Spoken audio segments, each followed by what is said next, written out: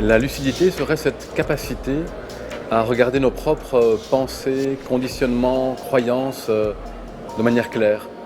La plupart du temps, nous regardons le monde comme au travers de lunettes qui sont colorées par tous ces éléments-là. Et être lucide, c'est enlever nos lunettes et les regarder. Et donc c'est prendre conscience qu'on ne voit jamais les choses comme elles sont. Et un autre aspect de la lucidité est en rapport avec nos émotions. Et toutes nos émotions, bien souvent, peuvent influencer nos comportements à notre insu. Être lucide, pour moi, c'est être capable d'identifier, de reconnaître, d'apprivoiser nos sentiments, afin qu'ils deviennent davantage comme des indicateurs de ce qui est important pour nous, plutôt que des facteurs qui nous perturbent sans que nous le sachions. Dans la pratique, il y a différentes manières de cultiver cette lucidité.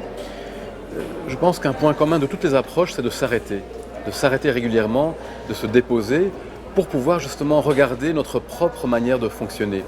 La pleine conscience est un des moyens privilégiés de se déposer, de regarder avec bienveillance notre fonctionnement. Un des aspects de la lucidité, c'est aussi de reconnaître notre interdépendance. Nous ne sommes pas séparés, coupés des autres et de l'écosystème. Et donc reconnaître ces liens que nous avons nous permet aussi par la suite d'agir de manière beaucoup plus juste. En entreprise, cette lucidité nous permet de faire face avec plus de clarté aux problèmes et difficultés que nous rencontrerons. Au niveau relationnel, elle nous permet de gérer avec davantage de sérénité nos liens avec les autres. Et enfin, globalement, au niveau organisationnel, elle nous permet de participer à une entreprise qui est réellement au service de l'humain, plutôt que le contraire.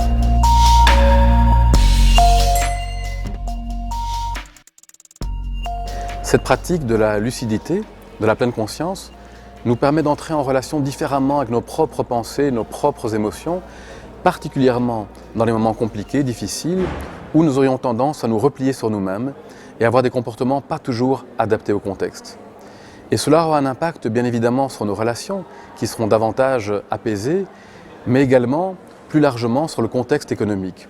Et cela participera alors à ce que nous appelons la paix économique, une situation où nous travaillons tous en tant qu'individus, collectivités, organisations, de manière harmonieuse au bien commun, plutôt qu'une situation de compétition à outrance, dans laquelle tout le monde sera perdant à long terme.